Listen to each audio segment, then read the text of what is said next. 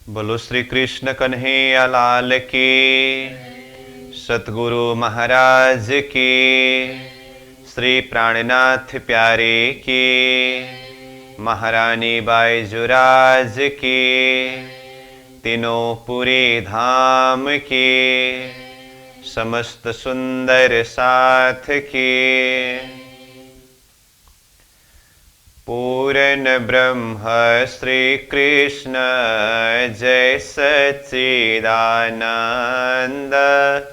पूर्ण ब्रह्म श्री कृष्ण जय सच्चिदानंद। परम धाम की भूमि का आनंद है आनंद। परम धाम की भूमि का आनंद है आनंद। श्री प्राणनाथ निज मूलपति श्री मेहराज सुनाम। तेज कुंवरी श्यामा जुगल को पल पल करूं प्रणाम। तेज कुंवरी श्यामा जुगल को पल पल करूं प्रणाम प्रणाम। उपस्थित संपूर्ण सुंदर सास जी, साधक एवं साधिकाएं, चर्चनी प्रशिक्षण सत्र का आज हम 9वां दिवस के पावन बैठक में उपस्थित हुए हैं। तो सर्वप्रथम आप सभी को सप्रेम प्रणाम एवं स्वागत करते हुए आज का विषय वस्तु प्रसंग को हम प्रारंभ करने जा रहे हैं। चर्चनी विषय प्रसंग में हम भूमिका के विषय के ऊपर चर्चा करते आ रहे हैं और कल विशेष करके हम चर्चा कर रहे थे कि परमधाम के अंदर प्रवेश करने के लिए पहले हम स्वयं दुल्हन बने, क्योंकि प्रियतम धामधनी श्रीराज जी महाराज हमारे आत्मा के पति, आत्मा के दुल्हा हैं। तो दुल्हा के घर के अंदर प्रवेश पाने के लिए स्वयं दुल्हन बनना होता है। और परिक्रमा ग्रंथ किताब दुल्हन, इस विषय में भी चर्चा हुई। और परमधाम के अंदर जितने भी वस्तु पदार्थ हैं, कहा बालू के कण से लेकर के श्रीराज जी के दिल तक यत्र तत्र सर्वत्र 9 गुण और 5 विशेषताएं। इन सारे गुण और विशेषताओं के द्वारा परमधाम को समझना होगा, चिंतन करना होगा। इस विषय में हमने चर्चा किया। अब आज हम परमधाम के अंदर प्रवेश के लिए भूमिका के प्रसंग के ऊपर ही चिंतन करेंगे। तो परमधाम को समझने के लिए, परमधाम को चिंतन करने के लिए कुछ मान्यताएं हैं, कुछ कंसेप्ट है, जिसके आधार पर हम परमधाम को समझ सकते हैं, चिंतन कर सकते हैं। तो पहले उन मान्यताओं के ऊपर भी हमें कुछ विचार करना होगा, चिंतन करना होगा। तो जैसे परमधाम को समझने के लिए वैसे तो बहुत सारे कंसेप्ट है, बहुत सारी मान्यताएं हैं। उसमें से बिल्कुल सार रूप में कुछ पॉइंट के ऊपर हम चिंतन करेंगे। तो उसमें सबसे पहला नंबर कंसेप्ट अथवा मान्यता, कंसेप्ट ऑफ नंबर, मतलब संख्या। परमधाम को समझने के लिए हमें संख्या का आवश्यक है। तो ऐसे परमधाम के विषय में शब्दातीत, संख्यातीत कहा है। मतलब परमात्मा के धाम परमधाम को शब्द में ला करके, संख्या में ला करके समझ नहीं सकते। वो शब्द से परे हैं, संख्या से परे हैं, इस तरह से कहा। तो वो शब्दातीत होते हुए भी, संख्यातीत होते हुए भी हम आत्माओं को वो परम धाम के विषय में कुछ समझ हो, इस बात को मद्देनजर रखते हुए स्वयं महामती प्राणनाथ जी ने वो बेशुमार परम धाम को भी शुमार में ला करके, यानी कि असंख्य परम धाम को भी संख्या में, गिनती में, हिसाब में ला करके समझाया है। शब्दातीत परम धाम को भी शब्द में ला करके समझाया है। तो इस विषय में स्वयं महामती प्राणनाथ जी सागर ग्रंथ में कहते हैं, अर्श मता अपार है, दिल में न आवे बिना शुमार, ताथे ल्यों बीच हिसाब के, जो रूह करे विचार। इसका अर्थ क्या है? अर्श मता यानी कि परम धाम की मता, संपत्ति, वैभव, खजाना अपार है, जिसका कोई पारवार ही नहीं है, जिसको शब्द में, संख्या में वर्णन ही नहीं कर सकते, इसीलिए उसको अपार कहा। लेकिन स्वयं प्राणनाथ जी अब कहते हैं, दिल में न आवे बिना शुमार। अपार अपार कहने से उसको शुमार में लाए बिना, हिसाब में लाए बिना, शब्द में लाए बिना दिल में ना आवे, आत्माओं के दिल में वो उतरता नहीं है। ताथे इसीलिए ल्यों बीच हिसाब के, मैं हिसाब के बीच में ला करके, शब्द के बीच में ला करके इस बेशुमार परम धाम को भी वर्णन करने जा रहा हूं, जो रूह करे विचार, जिसमें कि परम धाम की रूहें, परम धाम की आत्माएं उस परम धाम के विषय में कुछ विचार करें। इसका मतलब क्या हुआ? वास्तव में परम धाम शब्दातीत, संख्यातीत ही है, लेकिन महामती प्राणनाथ जी उस बेशुमार शब्दातीत, संख्यातीत परम धाम को भी आत्माओं के हृदय में उस परम धाम के एक झलक को बिठाने के लिए शुमार में ला करके, हिसाब में ला करके वर्णन कर रहे हैं। ऐसे ही दूसरे चौपाई, सागर ग्रंथ के चौपाई में ही प्राणनाथ जी कहते हैं, बेशुमार परमधाम को शुमार में ला करके वर्णन किया इस विषय में, अर्श नहीं शुमार में, सो हक ल्याए माहे दिल मोमिन, बेशुमार ल्याए शुमार में, माहे आवन दिल रुहन। इस चौपाई का भाव क्या है? कहा अर्श नहीं शुमार में, अर्श यानी कि परमधाम नहीं है शुमार में, मतलब हिसाब में नहीं आ सकता है, वो बेशुमार है। तो ऐसे बेशुमार परमधाम को शुमार में, हिसाब में ला करके वर्णन किसने किया? तो कहा सो हक ल्यावे माहे दिल मोमिन, वो बेशुमार परमधाम को हक, हक यानी कि स्वयं परब्रह्म परमात्मा श्रीराज जी ने ही ल्याए कहा? माहे दिल मोमिन, मोमिनों के दिल में स्वयं हक परमात्मा ने ही ये परमधाम को लाए। कैसे? बेशुमार ल्याए शुमार में, बेशुमार परमधाम को शुमार में यानी कि हिसाब में ला करके वर्णन करके समझाया। तो ऐसे बेशुमार परमधाम को हक परमात्मा स्वयं ने शुमार में ला करके परमधाम का वर्णन क्यों किया? इसका कारण क्या है? तो कहा माहे आवन दिल रूहन, मतलब रूहों के, ब्रह्म सृष्टियों के, परमधाम के सखियों के दिल में परमधाम को लाने के लिए, उतारने के लिए, अनुभव कराने के लिए। पहला वाला चौपाई में भी अंतिम चरण में यही कहा कि जो रूह करे विचार, बेशुमार परमधाम को शुमार में इसलिए लाया है जिसमें कि रूहें इस परमधाम के विषय में विचार करे, और ये दूसरे चौपाई में भी अंतिम चरण में यही कहा, माहे आवन दिल रूहन। रूहन यानी कि ब्रह्म सृष्टियों के दिल में, ब्रह्म सृष्टियों के हृदय में परमधाम को उतारने के लिए।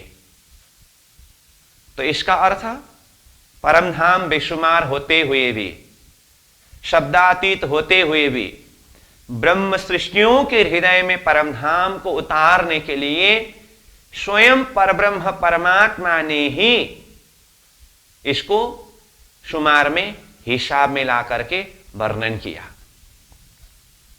तो इस अर्थ में परमधाम को हम हिसाब के माध्यम से समझ सकते हैं। वो अपने आप में बेशुमार है, परंतु हक परमात्मा स्वयं ने हम आत्माओं के दिल में परमधाम को उतारने के लिए, चिंतन कराने के लिए शुमार में ला करके वर्णन किया। इसीलिए सबसे पहला नंबर हमें परमधाम को चिंतन करने के लिए नंबर यानी कि संख्या, इसके आधार पर चिंतन करना होता है। नंबर कहने से, जैसे परमधाम कहते ही 25 पक्ष परमधाम करके आया, तो नंबर का जरूरत पड़ा ना। 25 पक्ष, ये 25 क्या है? नंबर है। और 25 पक्ष परमधाम 50 करोड़ योजन लंबा चौड़ा है, ये शब्द आता है। तो 50 करोड़ ये क्या है? संख्या है, नंबर है। जैसे रंगमहल प्रारंभ होगा, तो रंगमहल बनने के लिए चबूतरा, जमीन से 1 भौम ऊंचा चबूतरा, ये 1 भौम शब्द आया। 2000 मंदिर का लंबा चौड़ा, 2000 संख्या आया। 6000 मंदिर का गिरदा, 6000 संख्या आया। ये सब आगे आने वाला विषय है। तो मैं यहां इसीलिए ये शब्द प्रयोग कर रहा हूं कि हर जगह हमें इस तरह से नंबर में यानी कि संख्या में परमधाम को वर्णन किया है। जैसे रंगमहल 9 भौम दशमी आकाश युक्त है, तो 9 भौम दशमी आकाश, ये 9 10 ये क्या है? नंबर है। चांदनी चौक में हरे वृक्ष लाल वृक्ष 2 वृक्ष है, ये नंबर है। तो हर जगह हमें परमधाम के आकार को चिंतन करने के लिए, वर्णन करने के लिए नंबर अति आवश्यक है। इसीलिए प्राज्ञनाथ जी ने वो बेशुमार परमधाम को भी शुमार में ला करके, हिसाब में ला करके, संख्या में ला करके इसका वर्णन किया। संख्या में ला करके तो वर्णन किया, लेकिन वो संख्या भी, वो हिसाब भी कहां के हिसाब, अब इसको भी चिंतन करना होता है। तो इसके लिए प्राज्ञनाथ जी कहते हैं, ये परिक्रमा ग्रंथ में परमधाम का वर्णन किया, उसके बाद आगे सागर ग्रंथ, श्रृंगार ग्रंथ में जाने के पश्चात ये परमधाम के वर्णन प्रसंग को लेकर के जो हिसाब में वर्णन किया, किस भाव से, किस हिसाब से वर्णन किया, इसके ऊपर समझाते हुए कहते हैं, वर्णन किया अरस का सो हिसाब सब अरस के, गिनती सो भी अरस की, ये बात मोमीन समझेंगे। ये भी प्राज्ञनाथ जी ने ही चौपाई में बताया है। मतलब वर्णन किया अरस का, अभी यहां पर करने के लिए भूमिका की बात कर रहे हैं, लेकिन प्राज्ञनाथ जी परमधाम का वर्णन पूरी करने के पश्चात ये चौपाई को प्रस्तुत कर रहे हैं। इसलिए कहा कि परमधाम का जो वर्णन किया, वर्णन करने के लिए जो हिसाब, जो संख्या का प्रयोग किया, वर्णन किया अरस का सो हिसाब सब अरस के, जो भी हिसाब किया वो अरस यानी कि परमधाम का ही हिसाब है। गिनती सो भी अरस की, अब हिसाब में और बारीकी से देखे तो गिनती, गिनती मतलब वही कहा ना, चांदनी चौक में 2 वृक्ष 2, ये गिनती है। चबूतरा के ऊपर जाने के लिए 100 सीढ़ी 20 चांदा, ये 100 20 ये गिनती है। तो ये जो भी गिनती है, मैं रंगमहल के इर्द गिर्द के अभी छोटे छोटे हिसाब के आधार पर बता रहा हूं। उसके बाद बाहर जाने के बाद तो फिर ये हिसाब, गिनती बहुत विस्तार रूप में है। तो इन गिनतियों के संदर्भ में भी कहा गिनती शोभी अरस की। परमधाम के वर्णन करने के लिए जो हिसाब का प्रयोग किया, जो गिनती का प्रयोग किया, ये अरस के ही हिसाब से है, अरस के ही गिनती से है। और अंत में कहा ये बात मोमीन समझेंगे। ये परमधाम का ही हिसाब, परमधाम की ही गिनती, इस भाव को, इस हिसाब को, इस गिनती को कौन समझेंगे? मोमीन, यानी कि परमधाम की ब्रह्म सृष्टि ही इस गिनती को, इस हिसाब को समझ सकते हैं। तो अब हमें चिंतन करना होगा कि परमधाम को समझने के लिए नंबर यानी कि हिसाब अथवा संख्या आवश्यक है। लेकिन प्राणनाथ जी ने ही स्पष्ट रूप में कहा ये हिसाब, ये गिनती जो है अरस की है, परमधाम का है, ये संसार की गिनती के हिसाब से नहीं। हम पहले से ही मंगलाचरण के चौपाई को भी उच्चारण करते, जोड़ते आ रहे हैं। दुनी द्वैत जुआ छोड़ के कहो जुआ अकल और, कलाम कहो अर्श अजीम के महमत बैठे इन ठौर।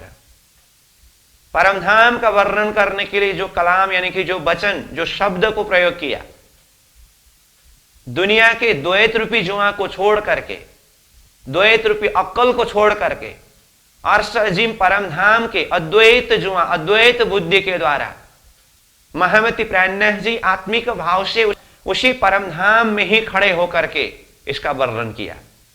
यही भाव में वो चौपाई था। और यहां पर कहा कि परमधाम का वर्णन परमधाम के हिसाब से, परमधाम की ही गिनती से किया गया है। तो बेशुमार परमधाम को शुमार में ला करके वर्णन किया। तो अब मैं एक उदाहरण के माध्यम से ये परमधाम का ही हिसाब, परमधाम का ही गिनती कैसे समझें, इस विषय को थोड़ा सा चिंतन करने का सूत्र बताता हूं।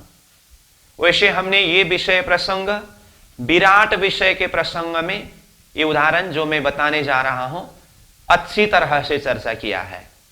फिर भी अब परमधाम के अंदर प्रवेश करना है, अब बेशुमार परमधाम को शुमार में ला करके वर्णन किया है, वो हिसाब को, वो संख्या को भी हमें समझना है।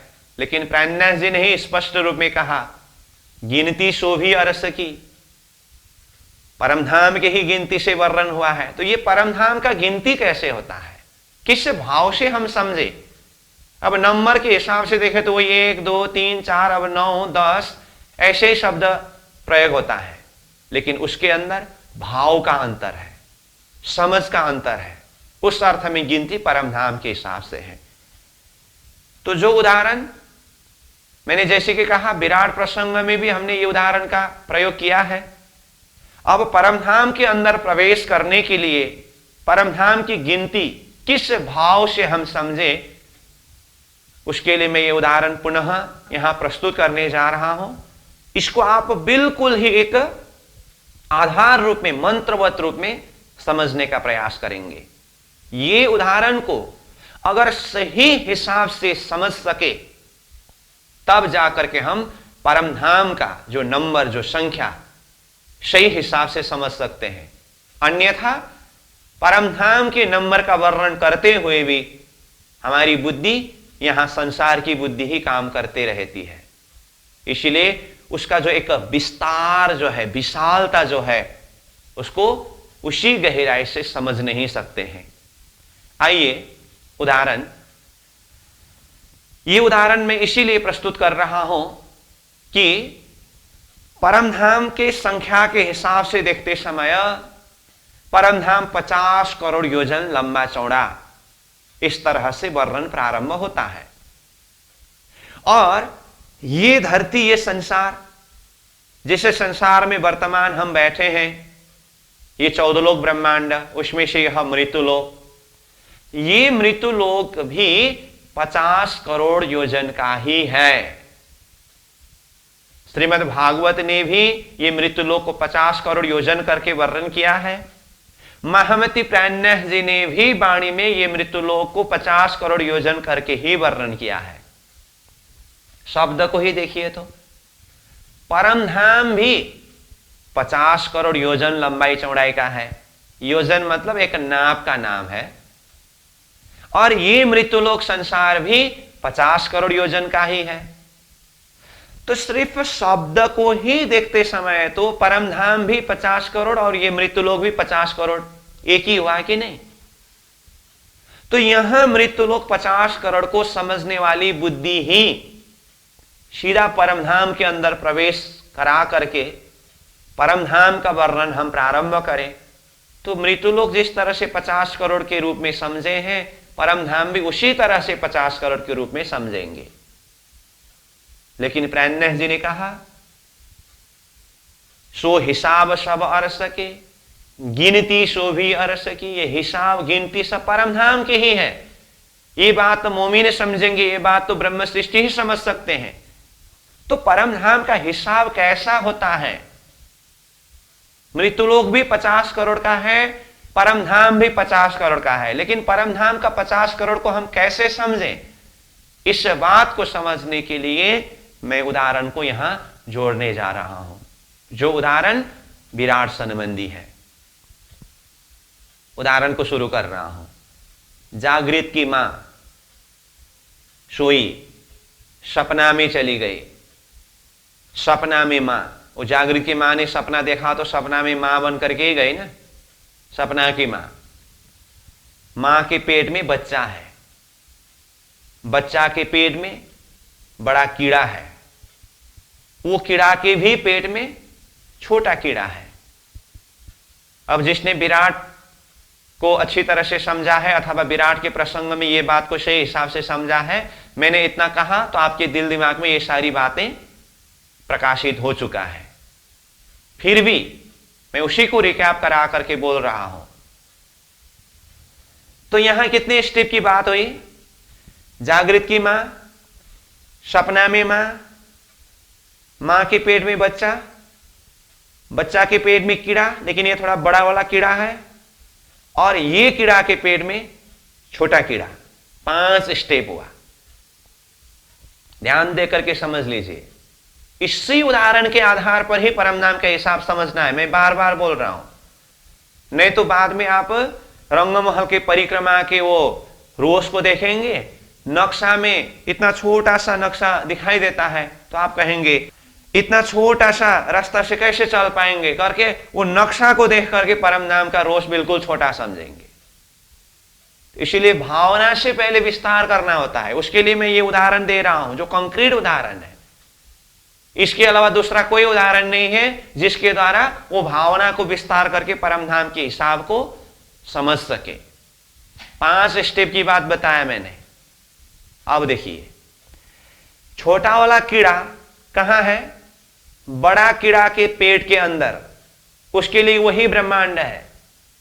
अब ये छोटा वाला कीड़ा बोलता है मैं जिस ब्रह्मांड में बैठा हूं, जिस सृष्टि में बैठा हूं, ये सृष्टि, ये ब्रह्मांड 50 करोड़ योजन विस्तार वाला है। छोटा कीड़ा के भाषा से बात बिल्कुल सही है, लेकिन उसका 50 करोड़ कहां की बात है। ये बड़ा वाला कीड़ा का पेट के अंदर की बात है। ये वो छोटा कीड़ा बोल रहा है मेरा ये विश्व ब्रह्मांड 50 करोड़ योजन का है। अब बड़ा कीड़ा में आइए। बड़ा कीड़ा जो बच्चा के पेट के अंदर है, ये बड़ा कीड़ा भी बोलता है मैं जिस ब्रह्मांड में बैठा हूं, जिस सृष्टि में बैठा हूं, ये विश्व ब्रह्मांड 50 करोड़ योजन विस्तार वाला है करके वो भी बोल रहा है। अब विचार करिए, ये बड़ा कीड़ा बोल रहा है मैं जिस ब्रह्मांड में, जिस सृष्टि में बैठा हूं, ये 50 करोड़ योजन विस्तार वाला है करके कहां की बात कर रहा है। ये बच्चा का पेट के अंदर की बात कर रहा है। उसके लिए वही ब्रह्मांड है, वही 50 करोड़ योजन है। ठीक है। अब उससे भी बाहर आइए। बच्चा बोलता है मैं जिस सृष्टि में, जिस विश्व ब्रह्मांड में बैठा हूं, ये विश्व ब्रह्मांड 50 करोड़ योजन विस्तार वाला है। बच्चा का 50 करोड़ योजन विस्तार वाला विश्व ब्रह्मांड कौन है। मां का पेट है, क्योंकि बच्चा मां के पेट के अंदर है। अब उससे भी बाहर आइए, मां, सपना की मां। सपना की मां भी बोल रही है कि मैं जिस विश्व ब्रह्मांड में बैठी हूं, जिस सृष्टि में बैठी हूं, ये सृष्टि विश्व ब्रह्मांड 50 करोड़ योजन विस्तार वाला है। ये मां के 50 करोड़ का विस्तार ब्रह्मांड कहां की बात है, किस एरिया की बात है? ये सपना के एरिया के अंदर की बात है, क्योंकि वो मां सपना के अंदर है। और जब जागृत की मां अपनी जागृत अवस्था में आ जाते, उठ जाती है, और जागृत में उठ करके जागृत की बुद्धि के हिसाब से ये मां बोल रही है, मैं जिस ब्रह्मांड में बैठी हूं, मेरा जो ये सृष्टि है, ये 50 करोड़ योजन विस्तार वाला है। जागृत में भी यही भाषा प्रयोग कर रही है मां। अब देखिए, 5 स्टेप की बात बताया था मैंने, पांचों का शब्द एक ही है। शब्द को देखेंगे तो एक अक्षर भी इधर उधर नहीं है। क्या? छोटा कीड़ा भी बोल रहा है मैं बैठा हुआ ब्रह्मांड 50 करोड़ योजन का है। बड़ा कीड़ा भी बोल रहा है मैं बैठा हुआ ब्रह्मांड 50 करोड़ योजन का है। बच्चा भी बोल रहा है मैं बैठा हुआ ब्रह्मांड 50 करोड़ योजन का है। सपना के अंदर मां भी बोल रही है मैं बैठी हुई ब्रह्मांड 50 करोड़ योजन का है। और जागृत में उठने के बाद जागृत की मां भी बोल रही है मैं बैठी हुई ब्रह्मांड 50 करोड़ योजन का है। सेंटेंस में कोई फर्क पड़ा? लेकिन अब यहां आप शहूर करके देखिए, विचार करके देखिए, छोटा कीड़ा 50 करोड़ योजन ब्रह्मांड करके बोल रहा है, बड़ा कीड़ा का पेट, वो बड़ा कीड़ा का पेट 50 करोड़, और बड़ा कीड़ा जो बच्चा के पेट के लिए 50 करोड़ योजन बोल रहा है, ये बराबर है। शब्द तो एक ही है लेकिन एरिया बराबर है, भावनात्मक दृष्टि से देखिए तो। और ये बच्चा बोल रहा है मैं जिस ब्रह्मांड में बैठा हूं 50 करोड़ योजन करके, मां के पेट के अंदर की बात कर रहा है। तो वो छोटा कीड़ा का 50 करोड़ का ब्रह्मांड और ये बच्चा का 50 करोड़ का ब्रह्मांड बराबर है।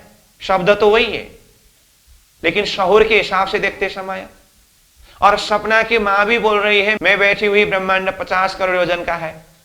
ये छोटा कीड़ा का 50 करोड़ और ये मां का 50 करोड़ एक ही है। और ये मां जागृत में उठने के बाद जागृत में भी बोल रही है मैं बैठी हुई ब्रह्मांड 50 करोड़ योजन का है करके, तो ये बराबर एरिया का है।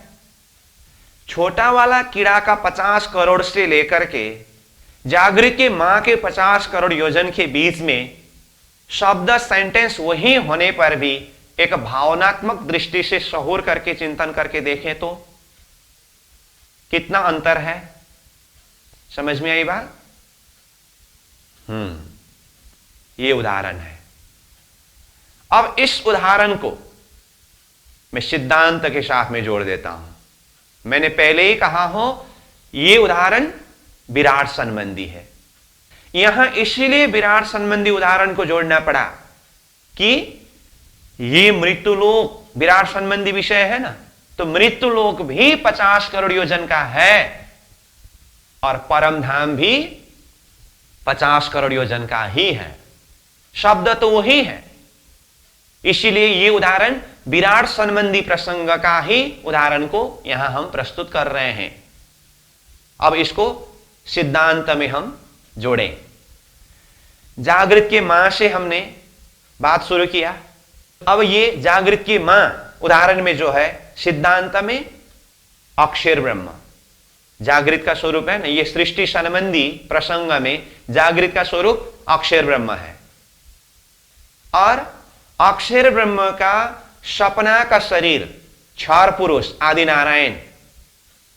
तो उदाहरण में हमने जागृत की मां का सपना का शरीर, सपना की मां के विषय में बात कर रहे थे। तो ये सपना की मां उदाहरण में जो है सिद्धांत में अक्षर ब्रह्म का सपना का शरीर क्षर पुरुष आदि नारायण, सपना की मां। और मां के पेट में बच्चा कहा उदाहरण में। अब इसका सिद्धांत क्या है? आदि नारायण के मन का स्वरूप शेष नारायण है। इसलिए उदाहरण में बच्चा इजकल टू सिद्धांत में शेष नारायण, और बच्चा के पेट में बड़ा कीड़ा कहा तो सिद्धांत में शेष नारायण का मन से त्रिदेव ब्रह्मा विष्णु महेश। तो उदाहरण में जो बड़ा कीड़ा कहा यह सिद्धांत में त्रिदेव, और बड़ा कीड़ा के पेट के अंदर छोटा कीड़ा, तो यह सिद्धांत में त्रिदेव के द्वारा ये 84 लाख जीव का विस्तार। इस क्रम के लिए प्राणनाथ जी ने एक ही चौपाई में कहा, इत अक्षर को विलस्यो मन 5 तत्व 14 भवन, या में महाविष्णु मन मन थे त्रिगुण ताथे थिरचर सबोत्पन्न। अक्षर ब्रह्म का मन भ्रमित होकर के सपना में चले गए, सपना में क्षर पुरुष आदिनारायण के रूप में अपने आप को पाया। आदिनारायण महाविष्णु के मन से शेष नारायण की उत्पत्ति हुई, मन थे त्रिगुण यानी कि शेष नारायण से ब्रह्मा विष्णु महेश की उत्पत्ति हुई, तात है यानी कि त्रिदेव के द्वारा थीर चर सब यानी कि 14 लोक ब्रह्मांड सब विस्तार हुआ। तो उदाहरण में हमने 5 स्टेप की बात किया था। अब इसी का सिद्धांत 5 स्टेप क्या हुआ? पहला जागृत का स्वरूप अक्षर ब्रह्म, दूसरा स्टेप सपना का स्वरूप आदिनारायण, तीसरा स्टेप आदिनारायण का मन स्वरूप शेष नारायण, चौथा स्टेप शेष नारायण का मन स्वरूप त्रिदेव, पांचवा स्टेप त्रिदेव से विस्तारित 84 लाख जीव में उत्तम मनुष्य। तो मनुष्य का लोकेशन क्या हुआ? बड़ा कीड़ा के अंदर की छोटा कीड़ा के समूह में सबसे उत्तम छोटा कीड़ा, 84 में उत्तम मनुष्य। ठीक है, अब हिसाब की बात करें। छोटा कीड़ा ने कहा था कि मैं जिस ब्रह्मांड में बैठा हूं ये 50 करोड़ योजन विस्तार वाला है। तो सिद्धांत में छोटा कीड़ा कौन है? 84 लाख जीव ही छोटा कीड़ा है, और उसमें से उत्तम मनुष्य जो कहां बैठा हुआ है? 14 लोक ब्रह्मांड के अंदर, ये मृत्युलोक में। तो ये मृत्युलोक को 50 करोड़ योजन विस्तार वाला ब्रह्मांड करके जो हिसाब कर रहा है ये कौन? मानव बुद्धि। और मानव बुद्धि के हिसाब से ये मृत्युलोक को 50 करोड़ योजन कहने का अर्थ उदाहरण में वो छोटा कीड़ा बड़ा कीड़ा के पेट को 50 करोड़ योजन करके बोल रहा है। ठीक है, तो छोटा कीड़ा का 50 करोड़ इजकल टू ये मृत्युलोक मनुष्य का 50 करोड़। उसके लिए शास्त्र ने यानी कि श्रीमद् भागवत ने वर्णन किया, अंडकोशो बहिरयम 50 कोटि विस्तृत दशोत्तराधिकर यत्र प्रविष्ट परमाणुवत् लक्ष्यतेऽन्तर्गताशान्य कोटिशो ह्यंडराशया तदाहुरक्षरम ब्रह्म सर्व कारण कारणम करके। मतलब 50 कोटि विस्तृत 50 करोड़ योजन विस्तार वाला है मृत्युलोक का वर्णन किया। महमति प्राणनाथ जी ने वाणी में तवक 14 इंड में जीमी जोजन कोट 50, 14 लोक ब्रह्मांड में से जीवी यानी कि ये मृत्युलोक ये धरती कोट 50 करोड़ योजन विस्तार वाला है करके प्राणनाथ जी ने भी यही शब्द प्रयोग किया। और मैं बोल रहा हूं परम धाम का वर्णन करते समय भी 50 करोड़ योजन संख्या शब्द से ही शुरू होता है। अब हमें शहूर करके ये अंतर देखना है कि मृत्युलोक 50 करोड़ किस अर्थ में किस हिसाब में, 50 करोड़ योजन परम धाम किस अर्थ में किस हिसाब में, इसको समझने के बाद ही हम समझ सकते हैं महामति प्राणनाथ जी की चौपाई की भाषा की वर्णन किया अरस का सो हिसाब सब अरस के गिनती सो भी अरस की। ये बात मोमिन समझेंगे। वो हिसाब अरस के गिनती अरस की कहने का अर्थ किस अर्थ में है उसको समझ सकते हैं। इसीलिए मैं ये उदाहरण को यहां प्रस्तुत कर रहा हूं। तो कहा छोटा कीड़ा का 50 करोड़ इजिकल टू मनुष्य का 50 करोड़ ये मृत्युलोक। अब बड़ा कीड़ा सिद्धांत में त्रिदेव कहा। अब त्रिदेव के भी अपने ही समझ के हिसाब से 50 करोड़ है, अब त्रिदेव जो 50 करोड़ का हिसाब कर रहे हैं वो कहां की बात है? शेष नारायण के अंदर की बात है। और शेष नारायण यानी कि उदाहरण में वो बच्चा, सिद्धांत में शेष नारायण, वो भी बोल रहे हैं मैं जिस ब्रह्मांड में, जिस एरिया में हूं 50 करोड़ योजन का ब्रह्मांड है। कहां की बात कर रहे हैं? ये आदि नारायण के अंदर की बात कर रहे हैं। और आदि नारायण, दृष्टांत में आदि नारायण मतलब वो सपना की मां।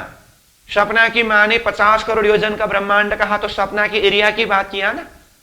तो ऐसे ही आदि नारायण की बुद्धि के हिसाब से भी 50 करोड़ योजन विस्तार ब्रह्मांड करके कहे तो महाशून्य समष्टि तक की बात है। और जागृत में अक्षर ब्रह्म, दृष्टांत में जागृत की मां है ना, वो भी 50 करोड़ योजन की हिसाब कर रहे हैं। मतलब अब सिद्धांत में जागृत की मां इजकल टू अक्षर ब्रह्म। अक्षर ब्रह्म भी अपनी बुद्धि के हिसाब से, अपनी समझ के हिसाब से 50 करोड़ योजन करके ये भाषा को प्रयोग करते हैं। अब ये उदाहरण और सिद्धांत तो हमने अक्षर तक की बात किया, लेकिन ये चर्चनी का विषय, परमधाम का विषय, जिस विषय में हम यहां पर भूमिका के रूप में चर्चा कर रहे हैं, ये तो अक्षर से भी परे अक्षरातीत परमधाम की बात है। वहां तक तो ये उदाहरण भी नहीं पहुंचता है। लेकिन सूत्र रूप में हम देखें, अक्षर ब्रह्म के हिसाब का 50 करोड़ और अक्षरातीत परमधाम का 50 करोड़ को हम कैसे समझें? तो उसके लिए अक्षर और अक्षरातीत का फर्क क्या है? अक्षर ब्रह्म का परिचय क्या है? अक्षरातीत के सत के अनेकों कला में एक कला अक्षर ब्रह्म करके कहा ना। तो अक्षरातीत के अनेकों कला में एक कला अक्षर ब्रह्म कहा। मतलब अक्षरातीत के सागर में से एक बूंद, इतना शक्ति है अक्षर में। तो अब अक्षर ब्रह्म के हिसाब से जो 50 करोड़ योजन करके कहा, अब परमधाम के अंदर प्रवेश करके परमधाम का 50 करोड़ योजन कहते समय परमधाम के अंदर की 50 करोड़ के सामने में अक्षर ब्रह्म के 50 करोड़ भी एक बूंद के समान, एक अंश समान ही हिसाब होता है। तो अक्षर ब्रह्म के भी उस महासागर रूप अक्षरातीत परब्रह्म परमात्मा के धाम के अंदर प्रवेश करके परमधाम 50 करोड़ योजन लंबा चौड़ा विस्तार वाला है करके कहते समय अब विचार करिए। उदाहरण में छोटा कीड़ा का 50 करोड़ और जागृत की मां की 50 करोड़ में भाषा वही होते हुए भी शहूर की दृष्टि से कितना अंतर है? यही सिद्धांत मृत्युलोक 50 करोड़ और अक्षरधाम की 50 करोड़ में इतना अंतर है। तो परमधाम के 50 करोड़ शब्द प्रयोग करते समय शब्द वही है, लेकिन शहूर की दृष्टि से, भावना की दृष्टि से चिंतन करते समय इसको हम कैसे समझें, किस बुद्धि से समझें? अब वो छोटा कीड़ा का बुद्धि बड़ा कीड़ा का पेट के अंदर का 50 करोड़ को हिसाब करने वाला बुद्धि, वो जागृत के मां के भी वो महासागर रूप यानी कि सिद्धांत में अक्षरातीत स्वरूप के 50 करोड़ की हिसाब, ये मृत्युलोक की मनुष्य बुद्धि पकड़ पाएगा, समझ सकेगा? इसीलिए प्राणनाथ जी ने कहा परमधाम का वर्णन करने के लिए जो भी हिसाब है, जो भी गिनती है, वो परमधाम का ही है। और ये बात कौन समझेंगे? स्पष्ट रूप में कहा, ये बात मोमीन समझेंगे। मोमीन ब्रह्म सृष्टि ही ये हिसाब को, ये गणना को, ये गिनती को समझ सकते हैं। बाकी संसार के साधारण जीव की बस की बात नहीं है ये। तो इस तरह से समझाया है। तो अब मैं इस प्रसंगों को सार रूप में बताता हूं कि परमधाम को चिंतन करने के लिए हमें नंबर का आवश्यक है, संख्या का आवश्यक है। स्वयं प्राणनाथ जी ने कहा कि परमधाम की मता संपत्ति अपरंपार है, परंतु उसको शुमार में, हिसाब में लाए बिना आत्माओं के दिल में उतार नहीं सकते हैं। इसीलिए बेशुमार परमधाम को भी स्वयं हक परमात्मा ने मोमिन के दिल में उतारने के लिए शुमार में यानी कि हिसाब में, संख्या में ला करके वर्णन किया है। संख्या में लाकर के वर्णन तो किया, लेकिन यह संख्या कहां का है? गिनती शोभी अरस की, परमधाम का ही संख्या है। तो परमधाम की संख्या को हम किस भाव से समझें? तो ये जो उदाहरण के माध्यम से जो समझने का हमने एक सूत्र चिंतन किया, इस सूत्र के द्वारा समझना होगा। परमधाम के सामने में ये संसार तो कुछ भी नहीं है। प्राणनाथ जी ने कहा, खसखस के दाने में दिखाया 14 भवन। ये 14 लोक ब्रह्मांड ही एक खसखस के दाना जैसा बिल्कुल ही सूक्ष्म शक्ति के अंदर दिखाया है। इसीलिए शब्द तो मृत्युलोक के लिए भी 50 करोड़ है और परमधाम के लिए भी 50 करोड़ है, लेकिन अंतर फर्क देखें तो कितना अंतर है। इसलिए वो परमधाम के हिसाब को, परमधाम की भाषा को समझने के लिए परमधाम की ही बुद्धि, परमधाम की ही भावना से ही समझ सकते हैं। इसीलिए तो प्राणनाथ जी ने कहा, कलाम कहूं अर्श अजीम के, महमत बैठे इन ठौर करके। गिनती शोभी अरस की, ये बात मोमीन समझेंगे करके। इसीलिए ये सूत्रवत रूप को मैं भूमिका के रूप में ही ये सारी बात इसीलिए बता रहा हूं कि जब तक हम इस भावना को चिंतन करके एक आत्मिक भाव से, भावना के दर्जा से उसी प्लेटफॉर्म में खड़ा हुए बिना सीधा परमधाम के अंदर प्रवेश करके विषय को शुरू करेंगे, तो वही बात है। जो बुद्धि मृत्युलोक का 50 करोड़ का हिसाब करेगा, वही बुद्धि परमधाम का 50 करोड़ का हिसाब करने लगेगा, तो उसका जो लज्जत है, जो गहराई है, उसको समझ नहीं सकते हैं। इसीलिए तो चर्चनी विषय को अध्ययन करने से पहले विराट विषय को अध्ययन करने की जरूरत है। विराट के बिना वो एक समझ का दर्जा, वो शहूर करने की दृष्टि मिलता ही नहीं। इसीलिए प्राणनाथ जी ने वाणी में कहा, पहले खेल दिखाए के पीछे मूल वतन। पहले खेल की गतिविधि सब समझा करके, दिखा करके, फिर बाद में परमधाम के अंदर सुरता को प्रवेश करा रहे हैं। तो ये सूत्र के माध्यम से हम चिंतन करें कि परमधाम का वर्णन करने के लिए जो हिसाब है, जो गिनती है, वो परमधाम के ही भाव से है। तो बेशुमार परमधाम को ब्रह्म सृष्टि के हृदय में उतारने के लिए प्राणनाथ जी ने सुमार में यानी कि संख्या में ला करके वर्णन किया।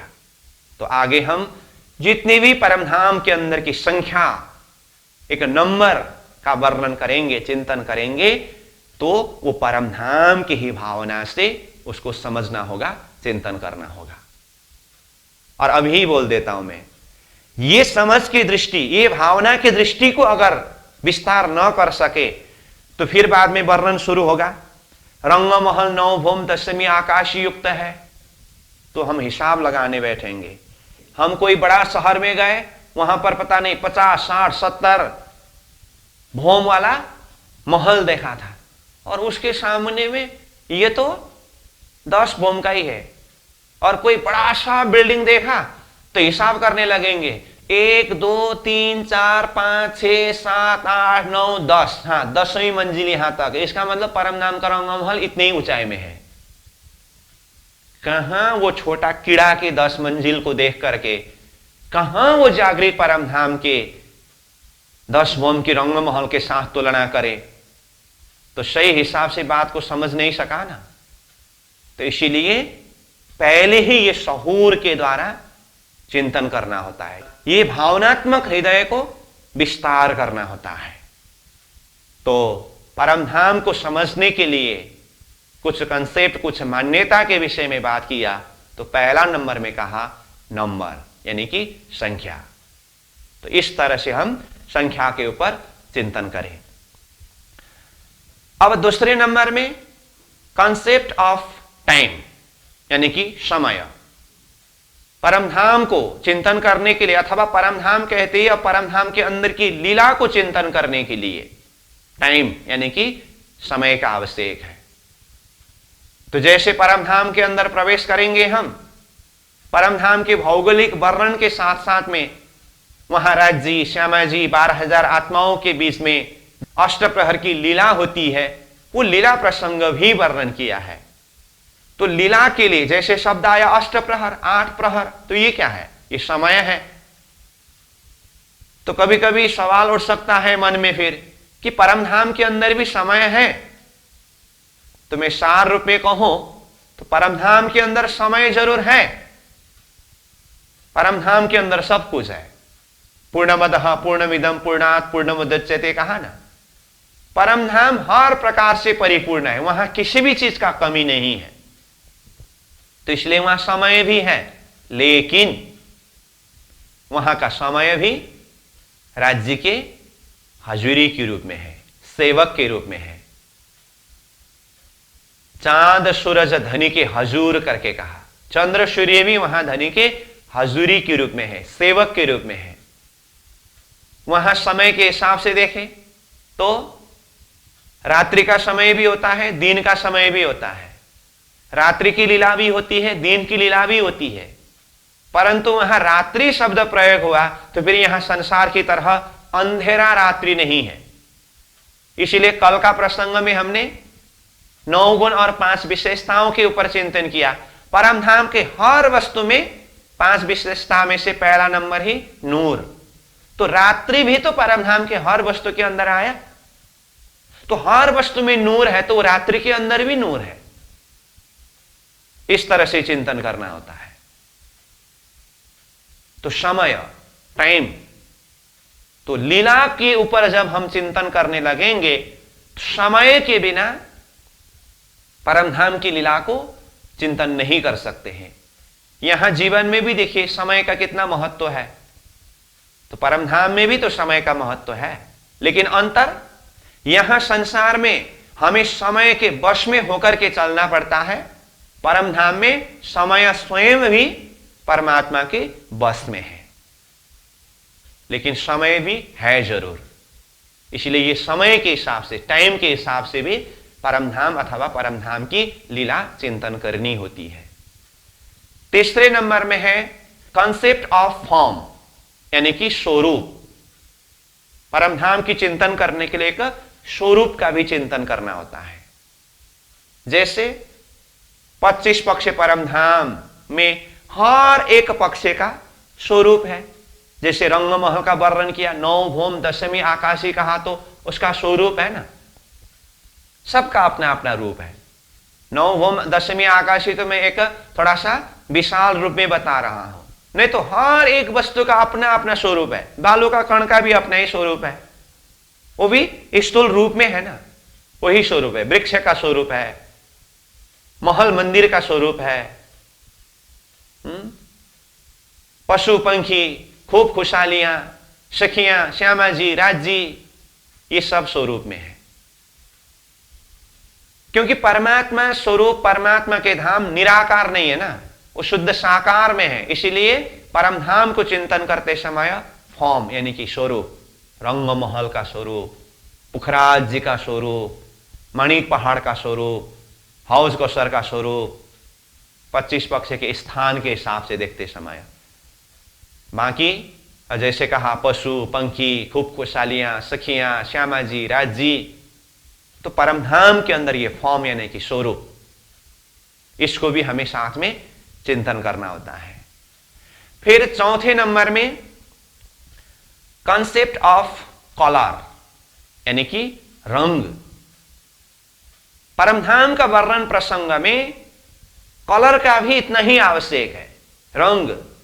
जैसे प्रारंभ में ही देखें, 25 पक्ष परमधाम में मध्य में रंगमहल, रंगमहल के सामने में चांदनी चौक में 2 वृक्ष। वृक्ष का रंग कैसा है? हरा और लाल। ये हरा क्या है, लाल क्या है? यही तो कलर है, यही तो रंग है। मैं रंगमहल के इर्द गिर्द की बात इसीलिए बोल रहा हूं कि भले ही हमने चरसनी को पूरी तरह से अध्ययन नहीं किया है, लेकिन परमधाम के विषय में सारांश रूप में सुनते समय रंगमहल, चांदनी चौक, हरा वृक्ष, लाल वृक्ष, ये तो सब किसी ने सुना है ना। तो हरा लाल ये क्या है? ये कलर है, ये रंग है। जैसे रंगमहल का वर्णन प्रारंभ होगा तो समग्र में रंगमहल के लिए कहा एक हीरे का अर्श है। ये हीरा क्या है? रंग है, कलर है। मूल मिलाव के अंदर जैसे प्रवेश करेंगे, वहां 64 थंब में अलग अलग रंगों के थंब है। मूल मिलाव का वर्णन करते हुए प्राणनाथ जी ने चौपाई में ही इन रंगों का वर्णन किया। हीरा, लसनिया, गोमादिक, मोती, पाना, परवाल, इस तरह से। अब माणिक पहाड़ करके कहा। माणिक क्या है? ये कलर का नाम है। माणिक रंग का पहाड़, माणिक पहाड़। पुखराज पहाड़ कहा, तो ये पुखराज क्या है? कलर का ही नाम है। पीला रंग को पुखराज रंग कहते हैं, तो पीला रंग का पहाड़ पुखराज पहाड़, ये रंग है। तो आगे बढ़कर के हम विस्तृत रूप में तो जैसे जैसे प्रसंग, जैसे जैसे स्थान सामने में आते जाएंगे, उस हिसाब से हर कलर के विषय में चिंतन करते जाएंगे, वर्णन करते जाएंगे। लेकिन मैं यहां सार रूप में सिर्फ इतना ही बोल रहा हूं कि परमधाम के अंदर प्रवेश करके परमधाम का चिंतन करने के लिए कलर यानी कि रंग का भी उतना ही आवश्यक है। जैसे हम सेवा पूजा के शब्द के हिसाब से भी देखें, राज्य के स्वरूप श्रृंगार का वर्णन श्याम जी के स्वरूप श्रृंगार में क्या कहा? सिंदूरिया रंग को चीरा, आसमानी रंग को पिछौरी, नीलो न पीलो बीच के रंग को पटुका, केसरिया रंग को इंजार, श्वेत रंग को जामा। ये सिंदूरिया रंग, आसमानी रंग, नीलो न पीलो रंग, श्वेत रंग, ये सब क्या है? ये रंग है, ये कलर है। श्यामा जी के श्रृंगार में देखिए, सिंदूरिया रंग को साड़ी, श्याम रंग को कंचुकी, नीली लाई को चरणिया। श्यामा जी के श्रृंगार में वस्त्रों में कलर, रंग। तो 25 पक्षे परमधाम के अंदर यत्र तत्र सर्वत्र, चाहे महल, मंदिर, थंब अथवा जो कुछ भी वर्णन करे, हर जगह में अलग अलग रंगों का वर्णन आता है।